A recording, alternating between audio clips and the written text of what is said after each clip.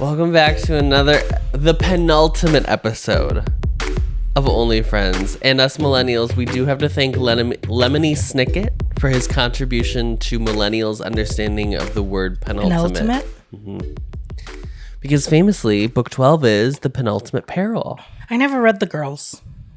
Oh, really? I just watched Violet Klaus and Sunny Baudelaire. just the movie, the first one. Oh, with Jim. Mm-hmm. Pasta Puttanesca. Pasta Puttanesca, absolutely. Not what we're here to discuss. How are our friends? I would say they're on the mend. They're on the mend. Only friend on the mend. Can we say this? What I realized after we got the second one of these in this episode? Sure. Everyone is declaring themselves boyfriends now. Oh. Every couple in this episode decides that they're gonna be boyfriends. Jump into the deep end. Take the plunge. The polar Dip into plunge. the cool waters of monogamy. Well, monogamish. Yeah. There's definitely two couples that I Definitely two couples. Definitely two couples. Yeah. And what has happened in the show? I haven't really been paying attention. Well, let me catch you up. There are these friends. They're a word that starts with F's. We can say friends. Yeah. Friends of Dorothy. And we'll name them. Atom. A friend of Dorothy. Congrats on your coming out, Adam. I think this wasn't handled maybe the best way. Next time, an Instagram post would work too. Of just like totally coming into my own. Just switch the FBO status from looking from women to looking for men and women. Because I think we don't know. We don't know. These are made up people. These aren't real people. These are made up people. These are not. These are fictional characters that we have spent hours of our lives dedicated to. This episode starts with a rekindling. Okay. Sand is drinking at the bar, at Yo's bar. And Yo is proclaiming that she doesn't need Plug anymore. Plug was the bartender. And the lover. So she's like, I can make these cocktails too, blah, blah, blah. But they have this kind of heart to heart, digging deeper into why she didn't want to pursue a relationship. Why it's so scary. Because... And as I discovered in watching the episode, I had not assumed anything about this character because it's not textually. They have not said this is a trans character. This is a cis character. They have not said. So I was just like, we don't know. When she has this conversation with Sand and says basically people have fetishized me for my body. That's when I was like, so it is.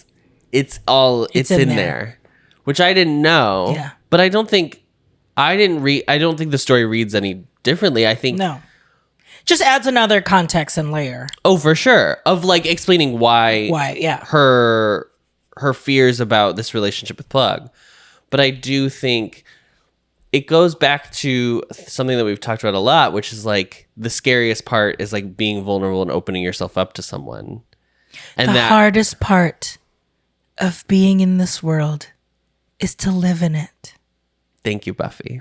The hardest part of starting a relationship is choosing to be vulnerable with someone and trust it. Trust. That's another thing we're going to be talking about in this episode. Big trust episode. Big trust. Trust falls. Yeah. But I liked this moment, and then Plug comes back in, and they kind of seemingly make up. They make up to some degree. Yeah. He's like, you use too much booze.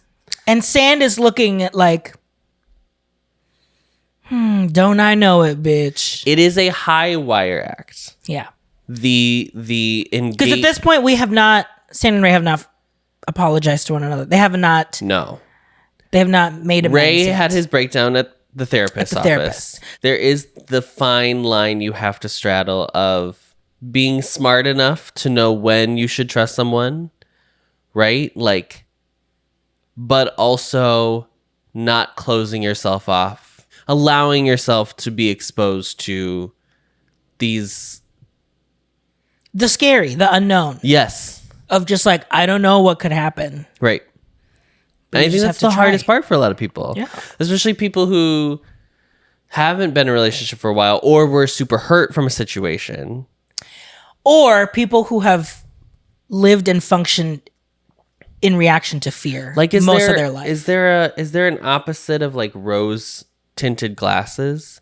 Like rose tinted glasses, the metaphor is like you see everything in like a way better light than it actually is. Is there an opposite one where it's like you see, is it like beer goggles where everything like looks shitty? I think it's very smart to wrap her kind of storyline up in this this D plot from the show up in this way. And you did cry.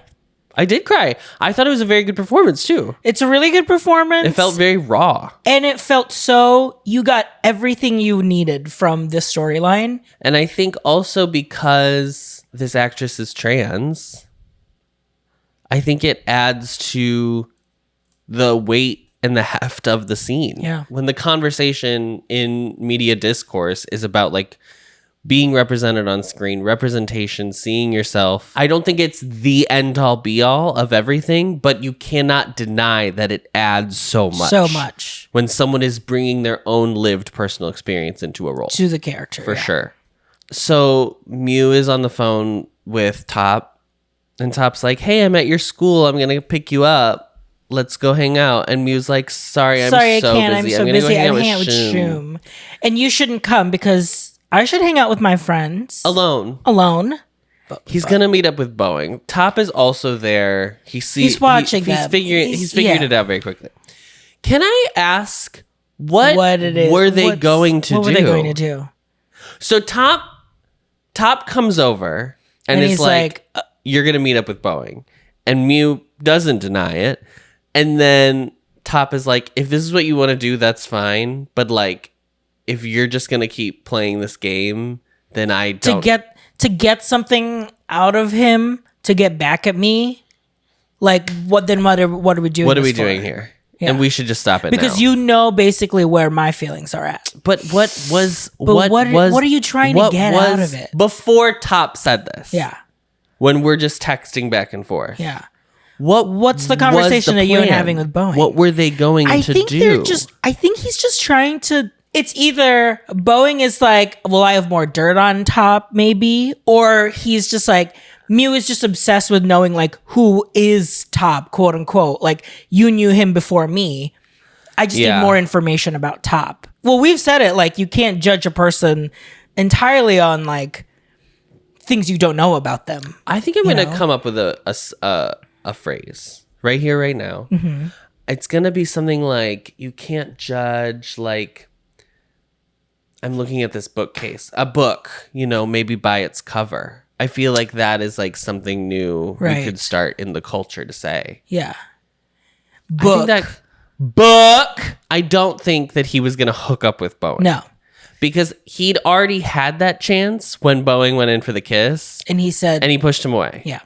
So I don't think that was going to happen. But then it just begs the question of like... Why do you want to cease? Or are you still seeking him out? Yeah, because it doesn't feel like, oh, we've become friends. It doesn't feel like that. And I don't think it's meant to feel like that. No.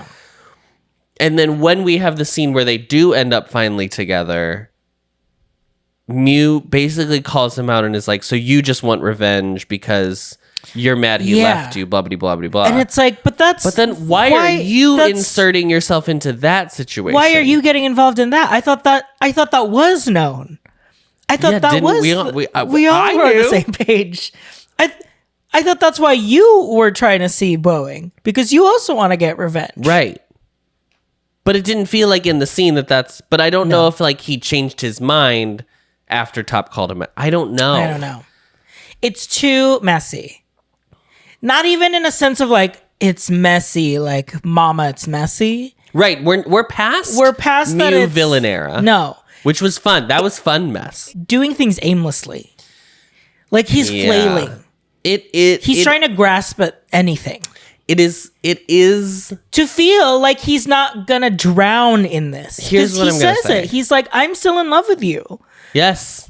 But he doesn't want to go into it feeling like there's nothing grounding him. I'm gonna say this now. We talked about it a little bit in our reaction.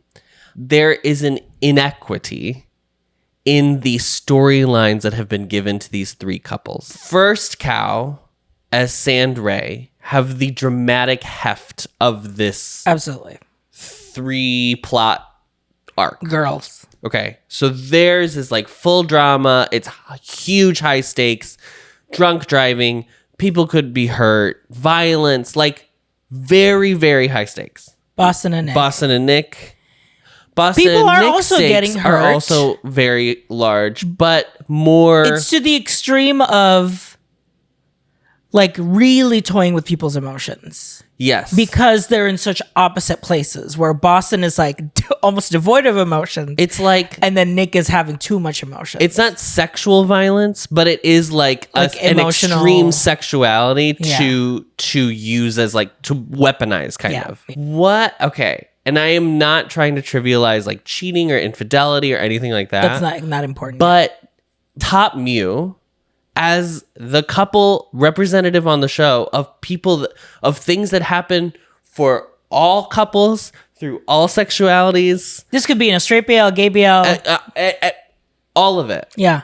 Like, this could be in a non-BL. Infidelity is a common trope that we return to because it has happened, does happen, will continue to happen. The problem is like cheating when compared to the other two feels so small and contained. The problem is like you could amp up the cheating to be like it was an affair, not just like a one-off. Yes. But then you have a hard time of being back on the side of wanting them together because an affair is like a fully different, like you are having a relationship. Yeah. And it's hard to walk that back and then be like, this was the real relationship all along. And I think you can do it, but you really have to have a lot more time to be able to set up like how these people got back together. Yeah. And I don't think the show wants to do that, which is fair. But because it only is this one-time thing, and I think also because we as viewers who watch GMMTV stuff know that these couples forcebook is going to end up together. Yeah. We're going to get a happily ever after. Yeah. It does feel a little like the stakes aren't very raised. And so with the climax of the finding out about the cheating happening in episode 6, and then we had 6 episodes to go, I think they have been very meticulous in setting up these problems and these things that I think happen for a lot of couples that do try to come back from like a cheating situation where how do you trust someone again like that? Yeah. There is a process there. It doesn't happen overnight. Yeah. But because the stakes feel lowered, it just feels like we're kind of like squandering. It feels while again we wait for the huge drama of Sand and Ray to kind of develop and flesh out. But the thing is, each individual story, I don't think could stand alone in their own series. I don't know. I disagree. I think you could. If Sand and Ray's story was its own story, I feel like it would be... You do need something lighter and fair. Totally. I don't think everything should be at that level. Yeah. The problem is that they have set up this triangulation as an equilateral triangle. All equal. But it's not. And you should be able to be like, this is the main couple of the show. Right. And these other 2 couples are happening and they're more sub couples. The problem is like they want to give equal weight to everything. And I think that's totally valid to want to try to do that. But I think it's very hard to thread that needle. And what's tough is that we're new to the bureaucracy of the for sure couples. Yeah.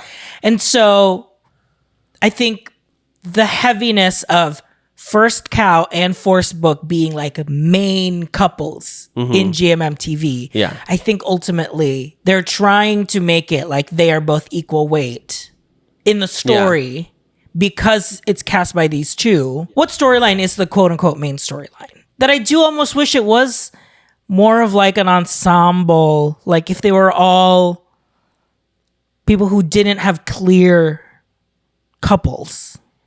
Would that have been better? If they didn't come in as main couples? Set couples. Kind of like how Boston Neo and Mark. Yeah, Neo and Mark are. Yeah. I mean... But then I don't think you would have, obviously... the presence of Top, the charm of Ray. And I don't think you can switch these couples either. I think I think First and Khao have to play Sand and Ray. Yeah. And I think that's the thing. It's like these characters. Forcebook has to play Top Mew. It's these characters are so ingrained also in what they're good at.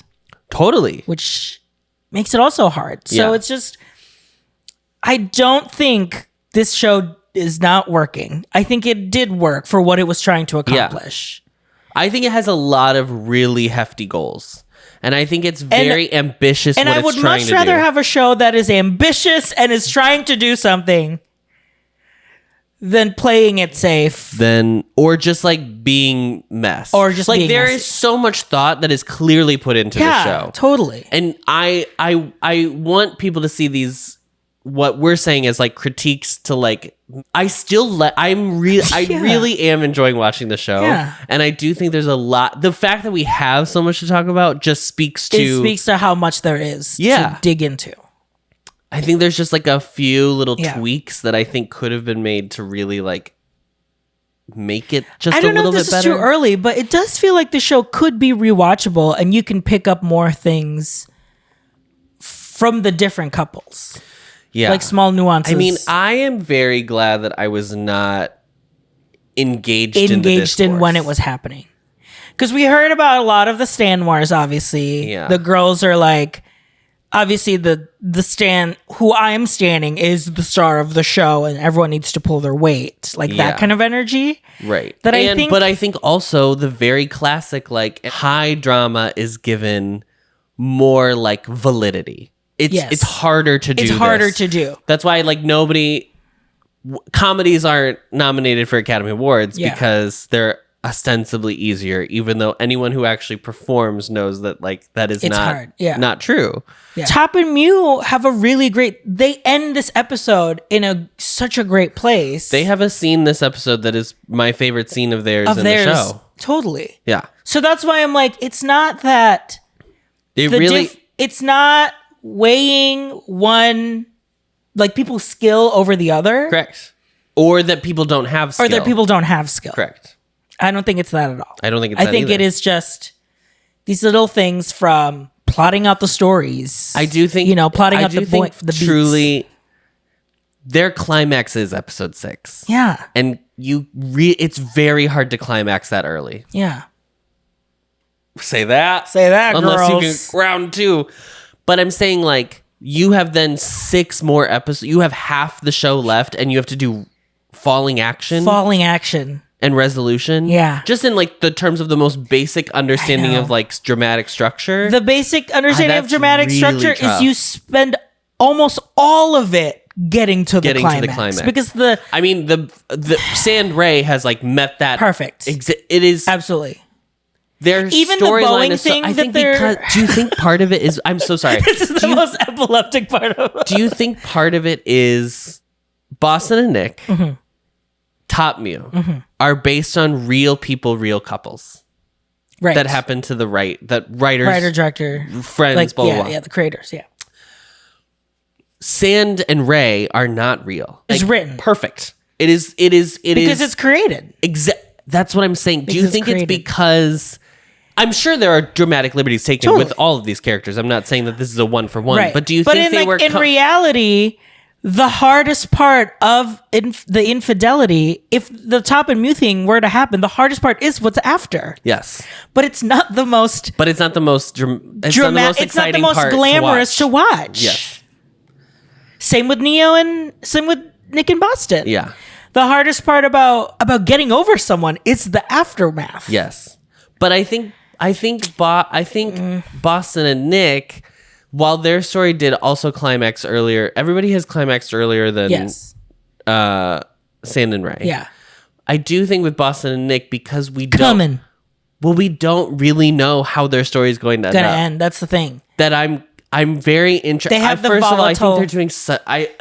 Everyone is doing a great job. Blah, blah, blah. Their storyline being like, oh, we're going to introduce these other characters to kind of like figure out what do they want. Yeah, I think that has helped them. Right. Whereas I don't think the same for Top Mew story. Right. I don't think adding Boeing, while it's been fun, it's fun and it's visually a feast. I don't think it is like aided their storyline in a real way. And it's kind of just felt like we're spinning our tires in the mud. That being said, I like the show. For the first time, let's just go couple by couple. Oh, Mew has this conversation with Boeing. Where he's like, you want revenge on him, blah, blah, blah, blah, blah. This is the most Dynasty scene ever. Oh, it's it's very Alexis Carrington. Like, he's like, come over to my apartment. What's his name, Mond? She's doing a great job. She studied the text. She studied the text. She's poured over. She's going to the clubs. She is like, this is a girlie who has watched Designing Women. That's all I'm gonna say. You know what I mean? It's giving very Julia Sugarbaker. It's giving monologue. Sugarbaker. Yeah. The way the scene ends is Mew is basically like, I'm going to give him another chance. That is my decision. Mm-hmm. And then Boeing is fully like side eye, like, have it your way, but I don't think you're gonna last. Like, fully says, I'm not going to wish you luck because it's not gonna last anyway. And then walks out. Mew goes to his mom's cafe. Mm-hmm. They've decorated for Christmas. Mm-hmm. Very cute. They poured out the holly. Is holly suddenly a liquid? I don't know. Isn't that the lyrics though? No. Then what is it? Haul out the holly. They have invited separately Top to come help decorate. Well, they had that. They were like, "You're welcome anytime." And so I think, and they swapped numbers. Yes, they did the new iPhone update where they just hold the phones together. Blah blah blah. Well, it's weird because Top has the last time we saw Top, he was fully like, "If you're gonna keep doing this, let's not. I don't want to play. It's not worth it." Yeah. So that's the thing, but then there is still something that keeps him coming back to try, right? Like this is the stuff that I actually do find really interesting about this thing is that they are like they can't get away from each other. They can't get enough from each other. It's very, you know what it very much is? It's very Carrie, Mr. Big. Isn't it? And honey, Mr. Big is right. He is no Carrie though. Mew is no Carrie. And I mean that both in a good way. We should celebrate that he's not like Carrie because he's likable. Yeah. But also, unfortunately, he's no Sarah. He's no Sarah Jessica Parker. I hate to tell you. No, they remind me of the hockey player and what's her name? In Exchange 2. We're back in Exchange 2. Yes, where they keep fighting, but they cannot stop. They cannot stop being with each other. They are too attracted to each other. They are still together. And God bless them. I hope they have a great couples therapist. Yeah. And I hope they stay forever, truly. Because I think that'd be great. Listen, if you can work your shit out, they are Carrie and Mr. Big. They are Carrie and Mr. Big. She is full Carrie. She is. She could be Sarah Jessica Parker. Because she was, that was a full... we are not talking about Exchange 2. We're done. I hate us. Top is like, oh, I'm gonna go back into the city. I've booked a hotel. We're not talking about the hotel. I don't care. Don't bring it up. Adam and I had a full argument about the hotel. I don't care because I kept saying he probably has like a family hotel that he's probably staying for free. So it's not what I was trying to say is I don't know why it even mattered. It's not a burden for him to go anywhere. The burden was driving back out from where they are to the city. He has driven all the way out. He is a man that can stay anywhere. He can't. He can stay at the hotels that he owns. I don't know why you believe that he just has like a free pass to stay at any hotel in the world. That's not how this works. But I think his dad is like equivalent to like a Hilton. I disagree.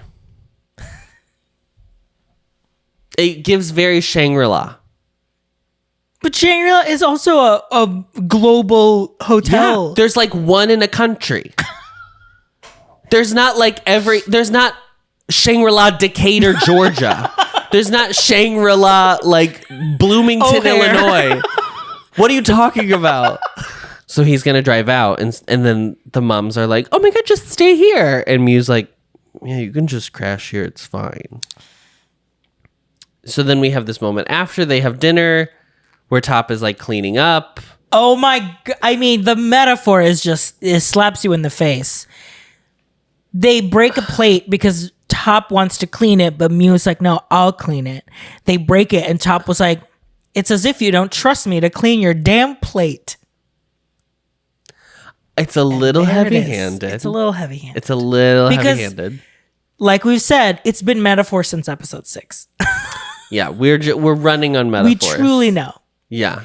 And so this is the conversation where Top is like, he kind of throws in the towel. And he's like, I don't know what I'm doing. I don't think he's wrong for this either. I don't think he's wrong either. I think, yes, it is wrong that he cheated. I firmly believe, yeah.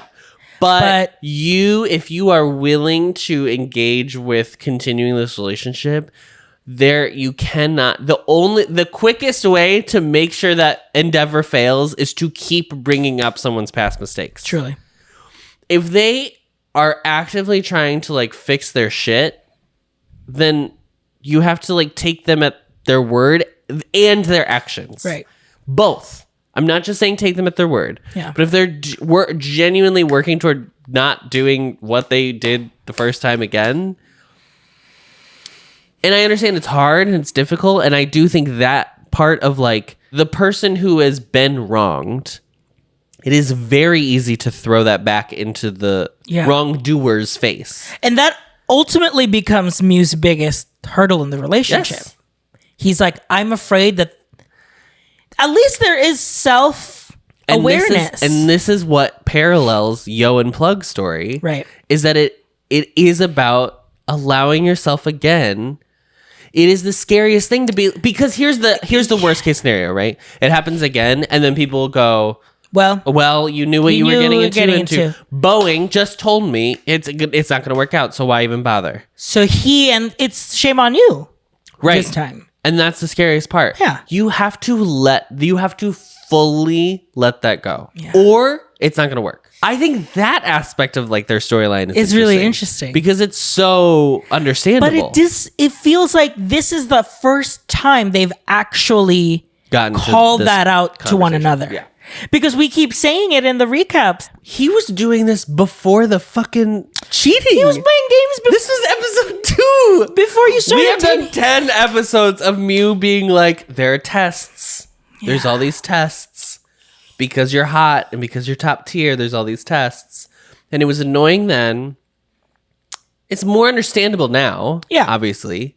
But there is, like, at some point, you are just you were setting purposeful traps for people to fall into, so that you then at the end of the day can be like, see I was right. But who does that benefit? You don't end up with like in a loving relationship. You don't like, if you don't give the chance for someone to prove themselves and prove you wrong, that you can still learn new about someone. If you are so concerned that I have to be right, it's not. What do we do? What's the point? You shouldn't be in this relationship. I do like that Top is like, girl, you gotta let go. You gotta let go. Or what are we doing? Yeah. Which leads to his mom's basically being us to Mew. Yes. Being like, girl, this isn't what being in a relationship is about. You clearly still care about him. Mm-hmm. If not, you would have not let any of this happen of us like kind of being friends with him. You can't straddle both sides of the fence. You have to, if you're gonna go for it, you have to go for it. And if you're not, you just have to be like, I still love and care for him, and he really hurt me, and it's too much for me to pick up the pieces and move on. And both of those options are so valid. Yes. You cannot have both at the same time. Yeah. You cannot be like, well, I want you back, but you are at an arm's distance because I can't trust you. But then, like, so you're not really back together. Berets, you have to listen to this advice. We are just spitting bores. Which leads us to this bed scene. Mm-hmm. It has been probably my favorite conversation that at least Top and Mew have had in the show. Totally. And it's a great stay tuned, but it's a great performance from Force. Top asks Mew, do you still love me? And Mew says, I do. and he says, I love you too. And they both just like, Top is like crying. Yeah. Which I think for me, I very much like a very strong masculine presence who like breaks down. Because you would immediately think that it is Mew who's going to be like weepy and sad and whatever, because that is the typical dynamic that has been set up since the dawn of time. But I like that they kind of subverted a little bit. I don't think Mew has cried really in like a deep way on the show. And they just end up cuddling together. And I think this real talk that they have of being like, he's like, I need to learn to forgive, but I cannot forget.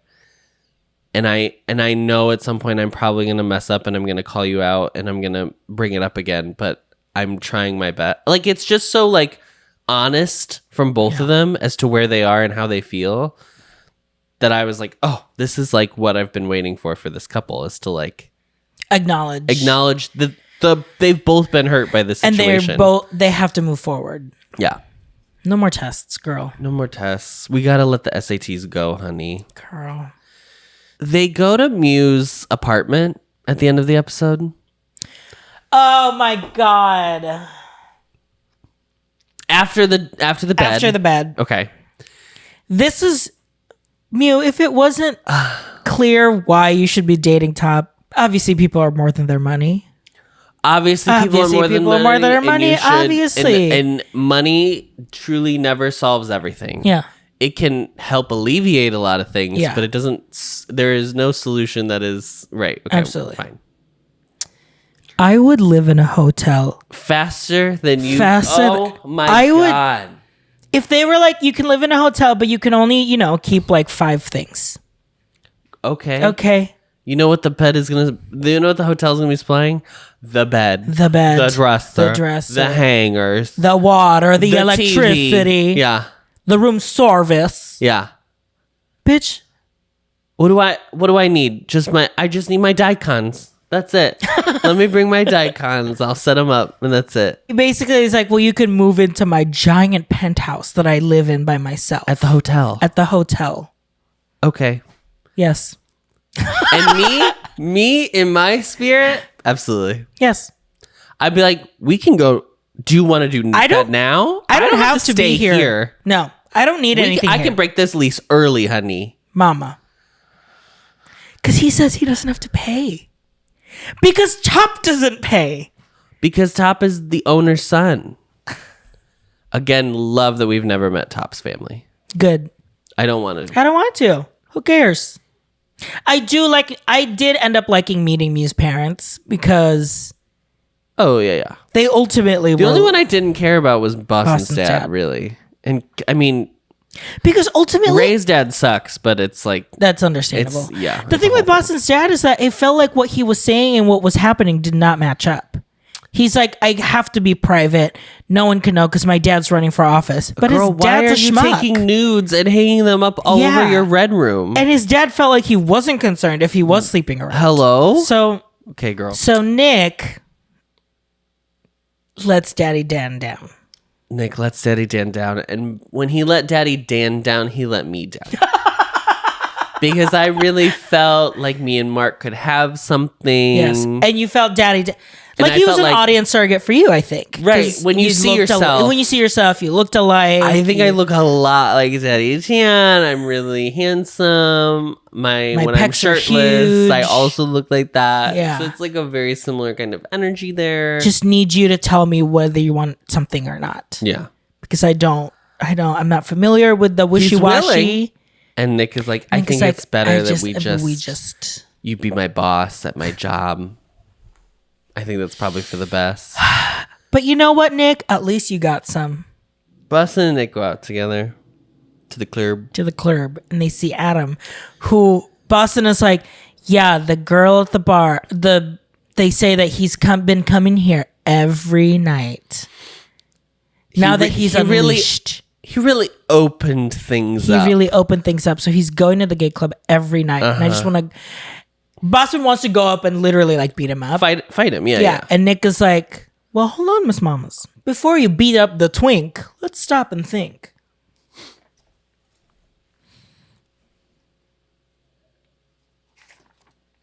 So Nick goes over and pretends to like pick him up, basically. Yeah, cruises him. And when they do in the bathroom, Boston comes in, starts taking pictures. As they're making out. To prove that Adam is gay. Gay. He wants it. That he actually is pursuing. Yeah. And Boston basically is like, you're a fucking asshole for saying what you said. And there's this very self-reflective moment for Nick as this is happening, right? Oh, it's very much you're telling someone, but you are like, I am telling myself what I should have been telling myself the whole time. It's very that. And they basically say like, look, Adam, like, you were dumped. You were rejected. That does not give you any reason to lash out and to like lie, basically, to ruin his life. And Adam literally says like, I love you. I think I love you. And Nick is like, Mama. You don't love him. He just found you when you were lost. Yeah. Which is like a very, very sad thing to hear and probably say. Yeah. Especially for Nick, who was like, I was you, girl. Yeah.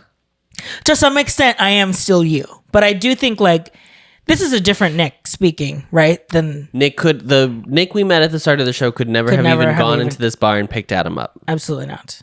So there is like a confidence that he has in himself because while it doesn't feel like Nick is walking into the same mistakes again. Can I tell you what it really is? Nick and Boston feel like they're on equal footing now. They are both like fully individualized people. One is not better than the other. One is not. They don't have obviously the same level of experience, but it is not, because it has been stripped away of like what that actually means. It feels like they're unequal partners. Yeah, totally. We'll get to that. Partners. We'll get to that. Very quickly, Adam goes and tells Shum the truth. The truth. And it's this thing of like, Shum obviously like forgives her brother. But there's that moment of like, there was no doubt in my mind that was going to happen. But there was this thing of like, Adam, your sister is gay. Like, sometimes it's that thing of like, you don't think about like, oh yeah, like, if this was genuinely something that this mic is gay. This mic said, bitch. I think we don't know their full family dynamic. True. When your dad found out, there was like a big deal because there was no like continuing the family legacy. Mm-hmm. And I don't know if it's the same for Thailand, if they like have treated that the way, patrilineal line in the same kind of way. Yeah, pressure. We haven't seen anything to give us an indication that his parents would be unaccepting or anything, but I do think women's sexuality, straight or lesbian or anything in between, not usually viewed as like real. Being a lesbian is like, oh, it's just like it's like not a real, because concept of like lesbian sex is not real sex. The male gaze has focused lesbians it's not about women. Actually women in relationships. Yes. Yeah. It is like about the male gaze. Yeah. So because of that, it can feel probably like, well, that's just like whatever. And I think because she is like super femme presenting, but with boys, because you have the autonomy to decide and your decisions are considered like real as opposed to girls, there is like a level of like, oh, then you're have choosing repercussions. To be feminized. And because as we talk about all the time, specifically homophobia toward gay men is misplaced misogyny. Mm-hmm. And misogyny is the root of all of it. In that you are choosing a more feminine, less desire, quote unquote lesser. Mm-hmm. And so for that reason, I think that's probably why it is all baked in there as to why Adam has a harder time maybe coming to terms with his sexuality. With his sexuality. Yeah. We also don't. He might be bi. We don't even know. I mean, they say gay on the show, but like, it could just be shorthand for like you have gay feelings for other men, blah, blah, blah. But don't we love when Adam does this? Boring. So Boston and Nick have like a celebratory beer at the terrace together. Sure. And basically Boston is like, look, you know I'm leaving, right? You know I'm going to New York. She's going to New York. Is that why you... She's going to Schenectady. She's kept making this joke. So like, what if it wasn't New York? She's on her way to Yonkers. Yeah. Scarsdale. On her way to Poughkeepsie. You know I'm going to Newark, right? You know I'm on my way to Trenton. He's like, is that why you don't want to be in a relationship? Because you don't want anything serious? Nick doesn't really answer. But I think it's the kiss. No, they don't kiss. Do they kiss? And it does feel like Nick is a more developed character. He's like learned a lot about himself, his wants, his desires, what he needs from a partner. I do think it's possible to like for them to like go into this being like, and I leave in 3 months and let's just have fun while we have fun, and it'll just be the two of us because they do like hanging out together and they are very sweet together, and I do think they have a lot of affection for each other. And Boston did say that. He's like, I'd much rather spend time with someone that I love in these 3 months before I do something crazy and leave and like be alone, basically. Mm-hmm. So, and he's also lost all his friends. So that's where they end. Well, we've come to the Sandray portion of the evening. There's really not much to say. They're fine. Like they're fine. I think they're fine, honestly. Here's the deal. Ray is on the search for Sand because Sand is not answering his phone. He's ignoring him. So he goes to Sand's mom's strip club, Slay. And they have a really very sweet chat. And I think this is honestly I feel like adds to the charm as to why Ray wants to be in Sand's life. Like, you can tell that Sand was raised with like a very like pragmatist, like realistic view of life that I'm sure he finds really refreshing, especially being like isolated pretty much all of his life. I think it's interesting that his mom is like, oh, he sometimes cares too much. Yeah. Like that's his whole MO. Yeah. I think it's one of those things where like anything in excess is usually a problem. Right. Where of course it is a virtue to care for other people until your caring is not even hovering, but is like in detriment to your own self. Yeah. Yeah. You have to place your oxygen mask on first before you place it on other people. And I think Sand has a problem with that. And I'd love to see him get help for that. I don't think it's going to be happening in the last episode. No.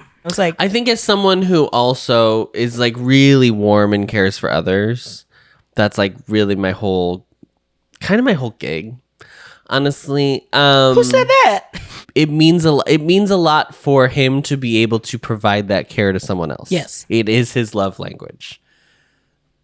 It's when it's like goes too far, or like he's not thinking of like himself at the same time. Right. But it is nice that he like cares in that way. I don't know. It's very sweet. And that is to some extent what Ray needs. Yeah. I think there's a lot of things Ray needs, and it's one of the many. Ray finally catches up to Sand and apologizes at the bar that his dad plays at. Yes. Where Sand's dad plays. And Ray basically is in tears, is like, I'm sorry. And Sand like welcomes him. It's extremely touching. It's very touching. I don't know. I like teared up until you made the joke about other people being like, what the fuck is going on over there? Why are these two men queens crying? Sand is like, you just need to drink less.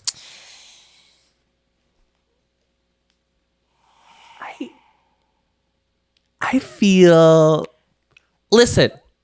Yeah. I do not struggle with addiction, thank God. Right. I just feel like we need to get to a place first before we can be like, okay, now we can moderate. Yeah. I feel like we need to go. We need to go to the other end of the spectrum first to be like, this is why I drink. This is. I don't think one breakdown. Is like, and it's a light bulb, and now I am responsibly drinking. Yeah, I don't. It's tough. So there was the entire episode. I was like, Sand. There's just still so much drinking and like happening around, drinking. And I think that you can be. I don't think of all the drag queens who are like sober. Yeah. Who like still work at bars. Like, yeah. I don't think it is an inherently bad thing to like drink around people who are sober, as long as they are provided the support to stay sober if that is their choice to do so. I felt like there maybe wasn't some of that concern about like making sure Ray's okay. Like, is it okay if I don't know. There was it just felt weird to me. Ray is finishing his community service and he's teaching kids about brushing teeth. He brings Sand along. Sand has nothing to do with this, by the way. Back in the day, it was originally that he had to play the guitar. Not anymore, girl. Now he's just there. He's just there. He's just showing up. And basically Ray is getting the credits, but Sand is doing the teaching. Yeah, Sand is the one explaining about the dental hygienistry. Artistry. Yes. Yeah. Servicestry. Yeah. Okay. I think the kids are cute. The kids are cute. The scene it's is very obviously cute. there to show, more about just like Sand's charms that Ray is constantly finding about and finding like new things to love about him. I mean, of all the characters of the show, they really made Sand the like saint. Yeah. Like if you come back next week, then that'll be it for your service. So if next time, if you could talk about nasal irrigation, I think that would be great. And I was like, I said it's neti pots. That's what I think nasal. Is that not nasal irrigation? Here after this, they decide. It's like, okay, well, if I'm going to finish rehab, we need to celebrate. What's the next what's the like next most exciting music festival you really want to go to? And he's like, well, Fuji Rock is coming up. In Japan. Mm-hmm. So just a quick 2-hour flight. Yeah. They get their little passports. Mm-hmm. Sand is like, I've never had a passport that's so exciting. Record store scene is nothing. Up. It's funny, but it's funny because he starts singing aloud. He finds his now that's what I call music 16? And then listens to it and starts singing loudly. Mm-hmm. But it's establishing that like, okay, like they're now like supporting each other, right? Yeah. Sand is supporting rehab, so that way after it's done, they can celebrate and then do something that Sand wants to do. Yeah, it's very mature. Like it's very sweet. It's very sweet. Mm-hmm. But then Miss Sand is visited by the ghost of Christmas past. Boeing is there and he's like, hey, I still see you're playing that old guitar of yours. And Sand is like, so how's that flight attendant test or whatever? Sure. And he's like, yep, I'm just waiting to hear back. And this explained everything to me. Boeing is a gay flight attendant. And I think if you're not gay, that won't mean anything to you. But if you're a gay person who's ever met a gay flight attendant, the puzzle it really, I was like, I found the final piece. And it was like, that's it. Yep. That's it. Yeah. He feels no repercussions. Shout out to gay flight attendants. It's hard, girl. I would be exhausted. Yeah. But also shout out to the gay flight attendants who will see us and clock it and give us that second bottle of Jack. Thank you. Miss Mom. Sand is acting like he is in a spell. It's so weird. He's flummoxed. Bewitched. Bothered and bewildered. Yeah. Yeah. he like can't make coherent sentences. No, he's so awkward.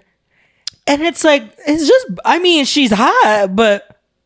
I mean, I really can't speak to it because I would not be able to form a coherent sentence. It's crazy because you have established this entire show that Sand is like cool. He doesn't, I mean, Ray even says it, you're indifferent. And there's like, the indifference is hot. Right. He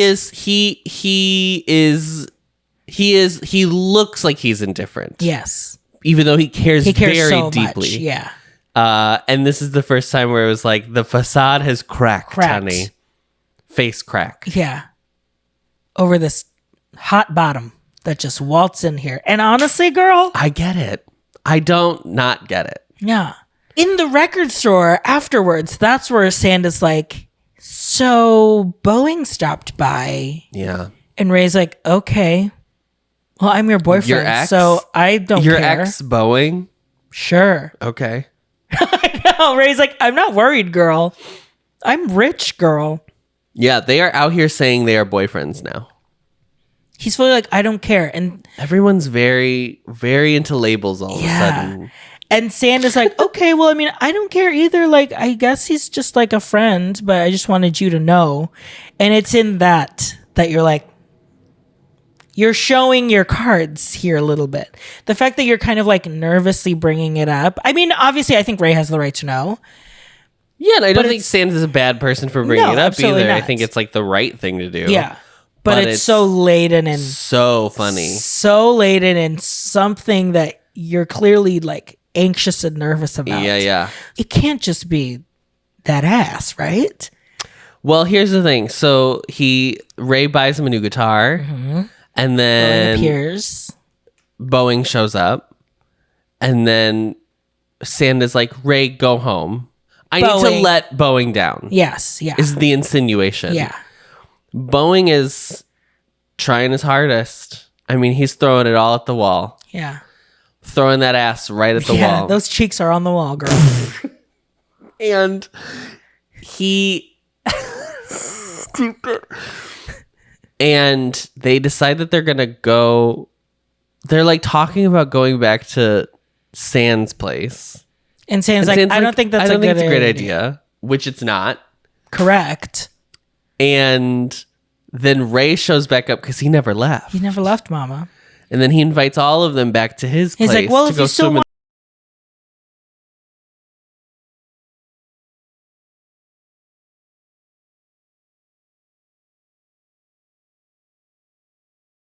In that scene at the bar when it's just him and Boeing still talking, he says, "You are completely my type." Yes, and then left me. Yes. So that's for Top. Yeah. And then bitch Top left you. The cycle for Little Miss Ingenue. All in the pool shirtless. There's a joke that they're all going to get naked, and I truly was about to rip my hair out of my scalp when I thought it was happening. Did not. They kept their underwear on. And then there's just the sexual tension between these three men in this First pool. of all, this like the tease of the threesome has been sprinkled through this whole show. And while I agree that I don't think it's always been intentional for Ray, I do think it's like his way to worm his way into the middle of a situation. Yeah, totally. You don't bring it up if this is Chekhov's gun. Chekhov's threesome. Yeah. If you reference a threesome, you have to end up deploying the threesome. Mm-hmm. I think it's about to happen. And it alludes that it might happen. But it's weird because in the next episode, there's still a little bit of like... We don't know. In the teaser, Ray says like, I need you to end it with Boeing. Yeah. So there's just something. I need to know... I think it's just Chaos Agent energy. It's just Chaos Agent.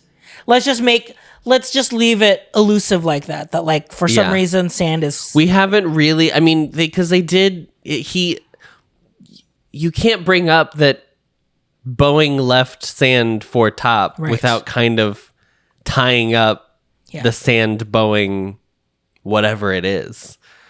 Bitch. Okay, let's get these levels, Mama. Let's get these levels, baby. At the bottom, we have low for Nick. Okay. Keeping? I mean, he definitely like lured Adam into a trap, but also like Adam is kind of a messier girl at the moment, so I'll leave Nick there. Okay. And guarded is Sand. I'll lower Sand back down to low. Okay. Because he said he is shooting Boeing down. Yeah. Top is elevated.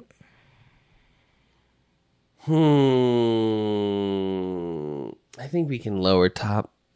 I feel like it's fine. I was wondering if like we should lower him because he is asking Mew to move in with him, which feels fast. But also, this show did have a time jump at some point, so like they have known each other for a little bit. I mean, it's still very early in their relationship, but Mew is back down. With Top and guarded? No, he's down to he's done. Mew's done. Mew's done being messy. The threat level's over. Yeah. The threat he had his mom's talked to him, and he was like, "You're right."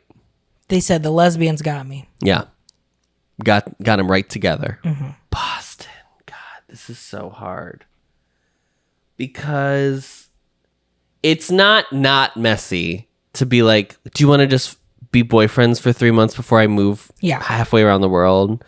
I'll lower him one spot. I'll lower him to elevated. Adam's out of the pit of hell because he did come clean and he broke down and was vulnerable. We can even just take him off because his storyline's wrapped up. He's off the list. Ray is...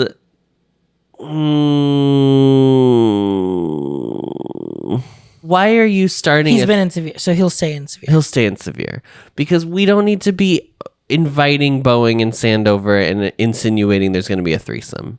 What are we doing? Yeah. Do we have Boeing on this? Mm-hmm. He's on severe. We can raise Boeing. Boeing is in the pit of hell. He has appeared in 2 different couples. It's like he's really just throwing it all at the wall at this point. Because he doesn't know if he's going to be an American, United, Delta. He doesn't know what hub he's going to be. He doesn't know what hub he's going to be. Yeah. Is he going to be O'Hare? Is he going to be LaGuardia? Yeah. He doesn't know. So he's just throwing it all out there. Yeah. Seeing what sticks. Dallas, Fort Worth. Oh, God. Oh, my MVP? My MVP is Force this episode. I really thought he was very affecting in that bed scene, actually. I'm going to pick Nick. Mark. I'm very impressed that Mark has shown such growth in this character. That this character is essentially going through the same thing now twice and coming into it as like a different person. Mm-hmm. And that's hard. I mean, that's the benefit of getting like a great character to work with and like having a full arc to see through. Totally. So I'm glad that he's kind of taking the opportunity to sink his teeth into it. Yeah. And he's doing a really great job. Yep. I'd love him to be my flight attendant.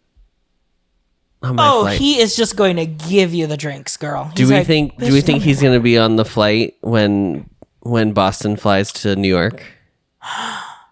That would be a gag. And then it's like, leave the 2 Chaos Agents together. Yeah. Why not? Could be interesting.